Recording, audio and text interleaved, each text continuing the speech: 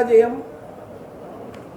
മൂടിവെക്കാൻ വേണ്ടി വർഗീയമായ പ്രചരണമാണ് മുഖ്യമന്ത്രി സ്വീകരിച്ചത്. അത് വളരെ ദൗർഭാഗ്യകരമായി പോയി. തെരഞ്ഞെടുപ്പ് വരും പോകും, അതൊക്കെ സ്വാഭാവികമാണ്. പക്ഷെ കേരളത്തിലെ മുഖ്യമന്ത്രി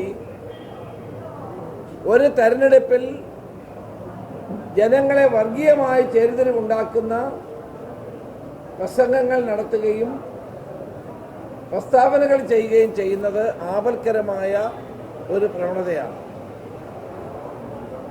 അദ്ദേഹത്തിന് ഭരണ നേട്ടങ്ങളെ പറ്റി പറഞ്ഞ് ജനങ്ങളോട് വോട്ട് ചോദിക്കാനുള്ള അവകാശമുണ്ട്, ചെയ്യാമായിരുന്നു.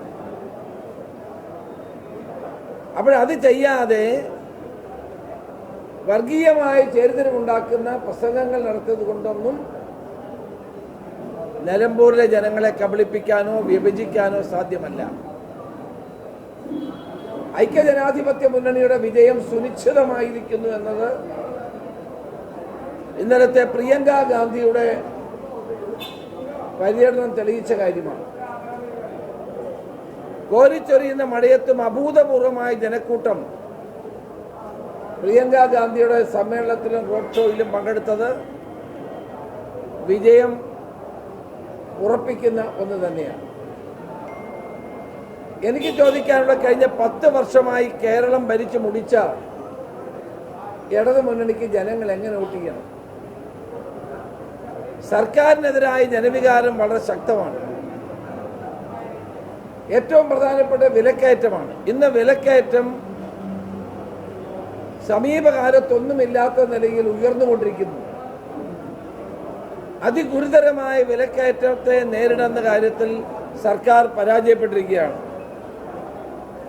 ജനങ്ങളുടെ ജീവിതം കൂടുതൽ കൂടുതൽ ദുസ്സഹമായിക്കൊണ്ടിരിക്കുന്ന ഒരു സാഹചര്യമാണ്. കേരളത്തിലെ വെളിച്ചെണ്ണ വില കിലോയ്ക്ക് 70 രൂപയുടെ വർധനമാണ് ഉണ്ടായി. 70 രൂപ വെളിച്ചെണ്ണയുടെ വില. തേങ്ങയുടെ വില പിടിച്ചാൽ കിട്ടാത്ത നിലയിലാണ്. അരിവില 8 രൂപ മുതൽ 15 രൂപ വരെ വർദ്ധിച്ചിരിക്കുകയാണ്. നിത്യോപയോഗ സാധനങ്ങളുടെ വിലക്കയറ്റം കാരണം ജനങ്ങൾക്ക് ജീവിക്കാൻ കഴിയാത്ത അവസ്ഥ കേരളത്തിൽ സംജാതമാണ്.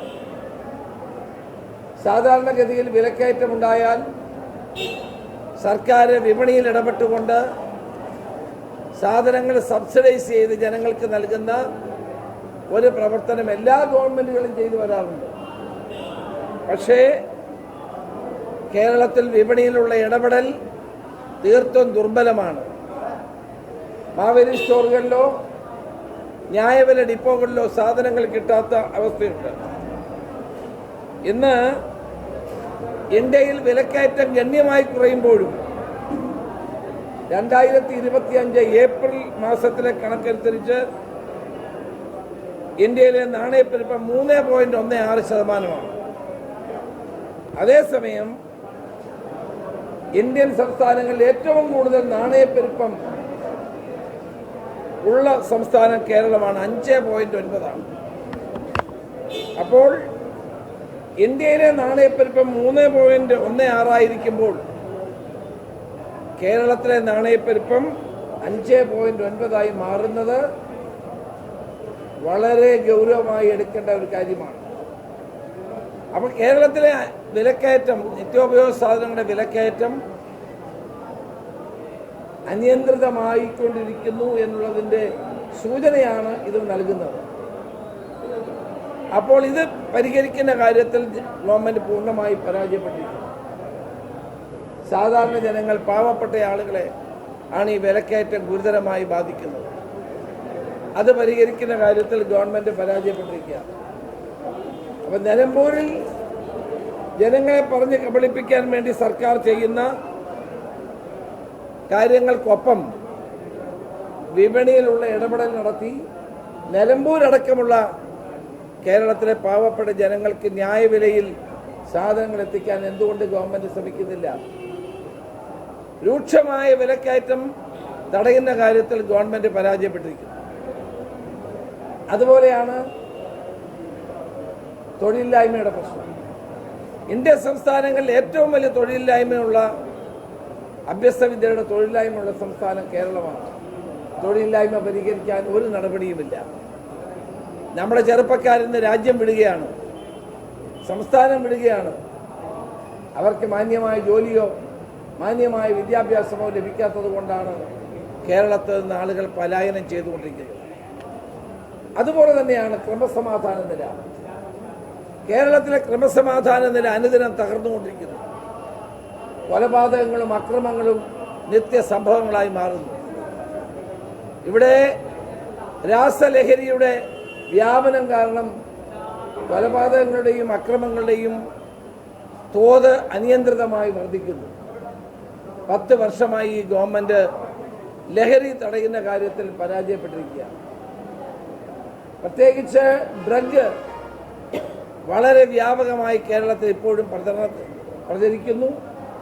ഇതിൻ്റെ സോഴ്സ് കണ്ടുപിടിക്കാനോ അവരെ ശക്തമായി നേരിടാനോ ഗവൺമെൻറ് കഴിയുന്നില്ല.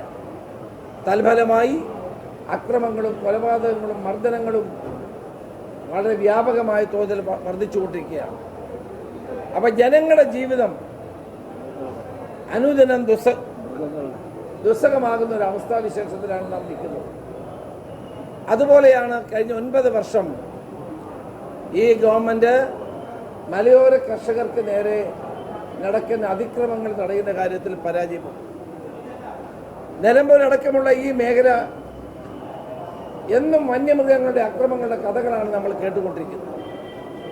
കേരളത്തിൽ എത്ര മനുഷ്യജീവനുകളാണ് നഷ്ടപ്പെട്ടത്. ഈ വന്യജീവി അക്രമങ്ങൾ തടയാൻ എന്തുകൊണ്ട് സംസ്ഥാന ഗവൺമെന്റ് നടപടി സ്വീകരിക്കുന്നില്ല? ഇപ്പോഴും ഈ തെരഞ്ഞെടുപ്പ് സമയത്ത് തന്നെ എത്ര പേർ മരിച്ചു? ഇത് കേരളത്തിന് ഒരു വലിയ ഗുരുതരമായ പ്രശ്നമായി മാറിയിരിക്കുന്നു. സംസ്ഥാന ഗവൺമെന്റ് ഇടപെടേണ്ട സമയങ്ങളിൽ ഇടപെടുന്നില്ല, കർഷകരെ രക്ഷിക്കാനുള്ള നടപടികൾ സ്വീകരിക്കുന്നില്ല. വന്യമൃഗശല്യം ഈ കേരളത്തിൽ വലിയ ശാപമായി മാറി കഴിഞ്ഞിരിക്കുകയാണ്. ഇത് പരിഹരിക്കാൻ ഒരു ഗവൺമെന്റിന് ചില ഉത്തരവാദിത്വമില്ലേ? ആ ഉത്തരവാദിത്വം ഒന്നും നിറവേറ്റുന്നില്ല. അപ്പൊ ചുരുക്കത്തിൽ കഴിഞ്ഞ 10 വർഷത്തെ ഗവൺമെന്റിന്റെ ഭരണത്തിനെതിരായ ദുർഭരണത്തിനെതിരായ വിധിയെഴുത്താണ് ജനങ്ങൾ നടത്താൻ പോകുന്നത്. ജനങ്ങൾ മടുത്തിരിക്കുന്നു. കേരളം ഒരു രാഷ്ട്രീയ ഭരണമാറ്റത്തിന് തയ്യാറെടുക്കുകയാണ്. ഒരു ഭരണമാറ്റത്തിന് വേണ്ടി തയ്യാറെടുക്കുന്ന കേരളത്തിലെ ജനങ്ങൾ നിലമ്പൂരിലെ ജനങ്ങളെയാണ് കാത്തിരിക്കുന്നത്. പ്രതീക്ഷയോടുകൂടി കേരള ജനത നോക്കിക്കാണുന്നത് നിലമ്പൂരിലെ ജനങ്ങളെയാണ്. 2026 ഒരു ഭരണമാറ്റം, ഒരു പുതിയ ഗവൺമെന്റ് ഉണ്ടാകാൻ വേണ്ടിയിട്ടുള്ള തയ്യാറെടുപ്പിലാണ് കേരള ജനത. അതിൻ്റെ ഏറ്റവും ആദ്യത്തെ പടിയായി നിലമ്പൂർ തെരഞ്ഞെടുപ്പിനെ നമ്മൾ കാണുന്നു.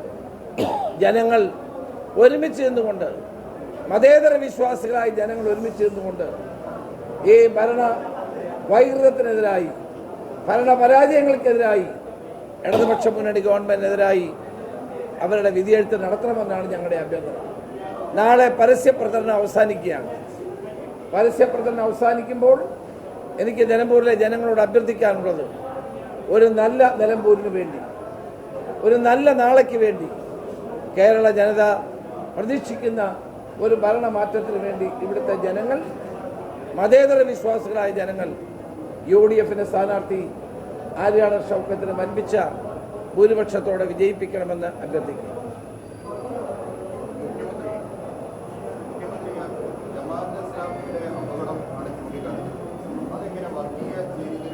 അല്ല, മുഖ്യമന്ത്രി ജമാഅത്തെ ഇസ്ലാമിയെ പറ്റി ചൂണ്ടിക്കാണിക്കാൻ എന്ത് അർഹതയാണ് അദ്ദേഹത്തിനുള്ളത്?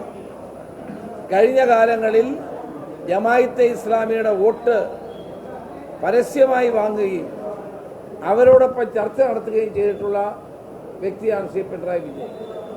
അന്നൊന്നും അവരിൽ വർഗീയത കാണാത്ത കേരളത്തിൻ്റെ ബഹുമാനായ മുഖ്യമന്ത്രി ഇപ്പോഴെങ്ങനെയാണ് വർഗീയത കാണുന്നത്? അപ്പം CPM-നെ പിന്തുണച്ചാൽ അവർക്ക് വർഗീയതയില്ല.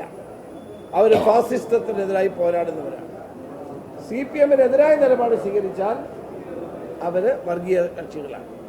ഇതാണ് മുഖ്യമന്ത്രി ചെയ്തുകൊണ്ടിരിക്കുന്നത്.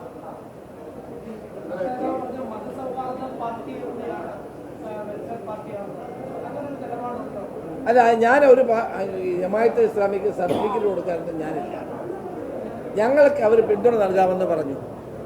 ആര് പിന്തുണ നൽകിയാൽ തെരഞ്ഞെടുപ്പിൽ സ്വീകരിക്കും, അത് മാത്രമാണ് ഞങ്ങൾ സ്വീകരിച്ചിട്ടുള്ളത്. ഞങ്ങൾ അവരുടെ ഭൂതകാലമോ ഭാവിയോ വർത്തമാനമോ പരിശോധിക്കേണ്ട ആവശ്യമൊന്നും ഞങ്ങൾക്കില്ല. അവർ ഈ രാജ്യത്ത് BJPയുടെ വർഗീയതയ്ക്കെതിരായി ദേശീയ തലത്തിൽ തന്നെ നിലപാടെടുത്തിട്ടുണ്ട്. ആ സാഹചര്യത്തിൽ ഇവിടെ UDFനെ പിന്തുണയ്ക്കാൻ തീരുമാനിച്ചു. ഞങ്ങൾ അവരെ ആ പിന്തുണ സ്വീകരിക്കുന്നു. അല്ലാണ്ട് അവർക്ക് അവരുടെ അതിൻ്റെ വിശദാംശങ്ങളിലേക്ക് പോകാൻ ഞാൻ ആഗ്രഹിക്കുന്നു.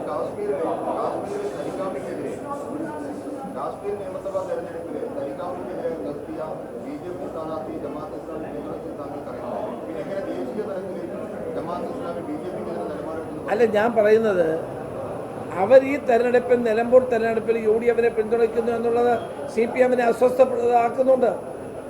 ഞങ്ങളൊക്കെ, ഞാനും മന്ത്രസുധാരനൊക്കെ 82 വോട്ട് മത്സരിക്കുന്നു. ഞങ്ങൾ ആ മത്സരിക്കുന്ന കാലത്ത് അവരൊക്കെ ഞങ്ങൾക്കെതിരായ നിലപാടുകൾ ആദ്യമായി സ്വീകരിച്ചു. ആദ്യം അവരൊരു പെർഫോമ കൊണ്ടുവരുമായിരുന്നു. ഈ ചോദ്യത്തിനൊക്കെ ഉത്തരം പറയുമോ എന്ന് ചോദിച്ചു. അത് കഴിഞ്ഞിട്ട് പിന്നീട് അവർ CPMനെയാണ് സഹായിച്ചിട്ടുള്ളത്. ഞങ്ങളെ അന്ന് ഒരു കാലത്ത് സഹായിച്ചിട്ടുണ്ട്.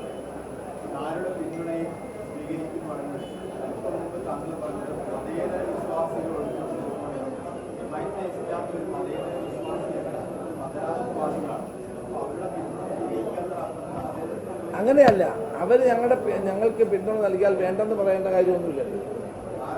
ഇവിടെ PDPയുടെ പിന്തുണ CPMന് വാങ്ങാം. അത് അവർക്ക് എന്താ ഗോവിന്ദ മാഷ് പറഞ്ഞ വേറെന്താണ് അവരെ പറ്റി പറഞ്ഞ എന്താണ്, പീഡിതരുടെ പാർട്ടിയാണ്. അപ്പോൾ ഇതൊക്കെ ഗോവിന്ദ മാഷ് ഏൽപ്പിച്ചിരിക്കുകയാണോ ഓരോ പാർട്ടിക്കും സർട്ടിഫിക്കറ്റ് കൊടുക്കുന്ന ജോലി? പീഡിതരുടെ പാർട്ടിയാണ് PDP എന്നും മറ്റു പാർട്ടികൾ വർഗീയ പാർട്ടികളാണെന്നും സർട്ടിഫിക്കറ്റ് എഴുതുന്ന ജോലിയാണോ അദ്ദേഹത്തിനുള്ളത്? അപ്പോൾ ഗോവിന്ദ മാസ്റ്റർ സർട്ടിഫിക്കറ്റ് എടുത്തിട്ട് അങ്ങ് നിർത്തണം. ഈ തെരഞ്ഞെടുപ്പിൽ ജനങ്ങൾക്കറിയാം UDF വിജയിക്കേണ്ടതാണ് ആവശ്യമെന്ന് ജനങ്ങൾക്കറിയാവുന്ന കാര്യമാണ്.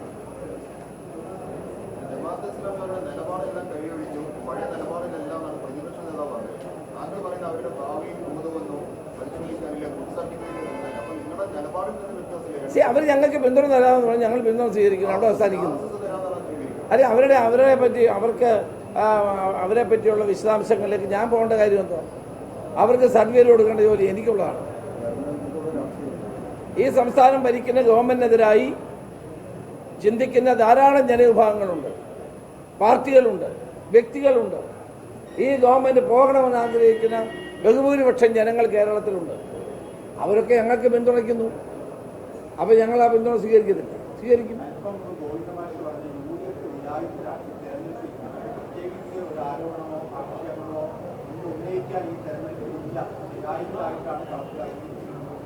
നിരായുധരായി നിൽക്കുന്നത് CPM-ആണ്.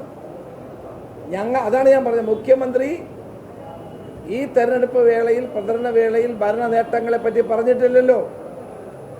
ഞാൻ പറഞ്ഞല്ലോ, വിലക്കയറ്റം കൊണ്ടും തൊഴിലില്ലായ്മ കൊണ്ടും ഭരണ തകർച്ച കൊണ്ടും ക്രമസമാധാന നിലയുടെ തകർച്ച കൊണ്ടും ബുദ്ധിമുട്ടുന്ന ജനങ്ങൾ UDFനല്ലാതെ പിന്നെ ആർക്കാണ് വോട്ട് ചെയ്യാൻ പോകുന്നത്? ജനങ്ങൾക്ക് ഈ ഗവൺമെന്റിനെ കൊണ്ട് മടുത്തിരിക്കുന്നു. ഞങ്ങളെ സംബന്ധിച്ചിടത്തോളം ഞങ്ങൾക്ക് ജനങ്ങളോട് പറയാനുള്ളത് ഈ ഗവൺമെന്റിന്റെ ദുഷ്ചെയ്തികളാണ്. കേരളം ഭരിക്കുന്ന പിണറായി വിജയൻ എന്ന ഏകാധിപതിയായ മുഖ്യമന്ത്രിയെ പറ്റിയാണ് പറയാനുള്ളത്. അദ്ദേഹത്തിന്റെ ഓഫീസിൽ നടത്തുന്ന അഴിമതികളെ പറ്റിയാണ് പറയാനുള്ളത്. ഗോവിന്ദ മാഷ് ഇതൊന്നും കാണുന്നില്ലേ?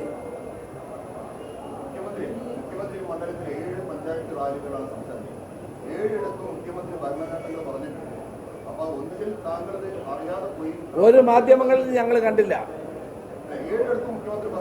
നിങ്ങളുടെ മാധ്യമം ഒഴിച്ച് ബാക്കി ഒരു മാധ്യമത്തിലും അദ്ദേഹം ഈ പറഞ്ഞ കാര്യം ഉണ്ടെന്ന് ഞങ്ങൾക്കറിയില്ല. അദ്ദേഹം പറഞ്ഞത് മുഴുവൻ ഞങ്ങളെ കുറ്റപ്പെടുത്തുകയാണ്. നരേന്ദ്രമോദിയെ കുറ്റപ്പെടുത്തി കണ്ടില്ല, ഞങ്ങളെ കുറ്റപ്പെടുത്തി കാണിക്കുക.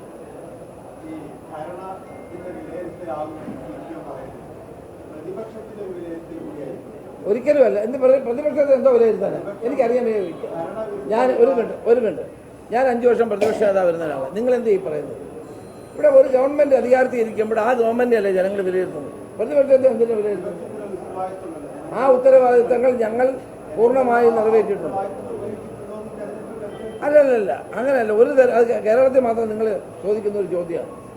ലോകത്തൊരിടത്തും ആരും ചോദിക്കാറില്ല. നിലനിൽക്കുന്ന ഭരണകൂടത്തിൻ്റെ പ്രവർത്തനങ്ങളെയാണ് ജനങ്ങൾ വിലയിരുത്തുന്നത്. അത് വിലയിരുത്തിക്കൊണ്ടാണ് ലോകത്തൊരിടത്തും ജനങ്ങൾ വോട്ട് ചെയ്യുന്നത്. ഞങ്ങളെയൊക്കെ ആക്ഷേപിക്കാൻ വേണ്ടി നിങ്ങൾ ഇടയ്ക്കിടയ്ക്ക് ചോദിക്കുന്ന ചോദ്യം, ഭരണത്തിൻ്റെ വിലയിരുത്തലായിരിക്കാനുള്ള കാര്യത്തിൽ ഒരു സംശയവും വേണ്ട. ഗവൺമെന്റിനെ ജനങ്ങൾ വിലയിരുത്തിയാൽ, അതാണ് ഞാൻ പറഞ്ഞത്, ഈ തെരഞ്ഞെടുപ്പ് പിണറായി വിജയന്റെ വാട്ടർലൂ ആയിരിക്കും.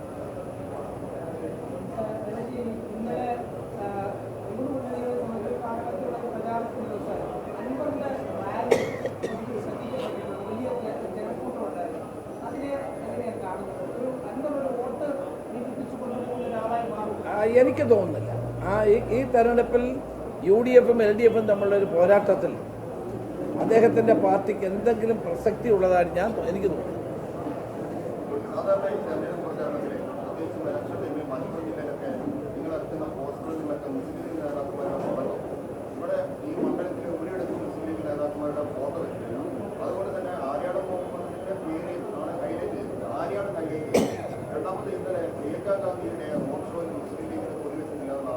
മുസ്ലിം ലീഗിൻ്റെ അതൊക്കെ വെറുതെ ഞങ്ങൾ കള്ളപ്രചരണം നടത്തണം. മുസ്ലിം ലീഗിൻ്റെ കൊടി എല്ലായിടത്തും ഉണ്ടായിരുന്നു, ഞാൻ കണ്ടതല്ല. മുസ്ലിം ലീഗിൻ്റെ നേതാക്കന്മാരുണ്ടായിരുന്നു, എൻ്റെ ജില്ലാ പ്രസിഡന്റ് ഉണ്ടായിരുന്നു. നിങ്ങളൊക്കെ കള്ളപ്രചരണങ്ങൾ നടത്തുക, അന്ന് ഇവിടെ വിജയിക്കാൻ പോകുന്നു. മുസ്ലിം ലീഗിൻ്റെ മലപ്പുറം ജില്ലാ പ്രസിഡന്റ് അബ്ബാസ് അലി തങ്ങൾ എല്ലാ യോഗത്തിലും പ്രസംഗിച്ചത്. അവിടെ ദേശീയ കൗൺസിൽ ആയതുകൊണ്ടാണ് മറ്റു നേതാക്കന്മാർ. ഇന്ന് സാദിഖ് അലി തങ്ങൾ എല്ലാ പരിപാടിയും പങ്കെടുക്കുന്നുണ്ട്. UDF ഒറ്റക്കെട്ടായിട്ടാണ് മുന്നോട്ട് പോകുന്നത്. ഒരഭിപ്രായ വ്യത്യാസമില്ലാതെ UDF ഒരു മനസ്സോടെ മുന്നോട്ട് പോകും. പിന്നെ ആര്യാടൻ 4 തവണ മത്സരിച്ച മണ്ഡലമാണ്. സ്വാഭാവികമായും ആര്യാടൻ്റെ നേട്ടങ്ങളും ആര്യാടൻ്റെ പ്രവർത്തനങ്ങളും ജനങ്ങളുടെ മുമ്പിൽ അവതരിപ്പിക്കേണ്ടത് ആവശ്യമല്ലേ, സ്വാഭാവികമല്ലേ.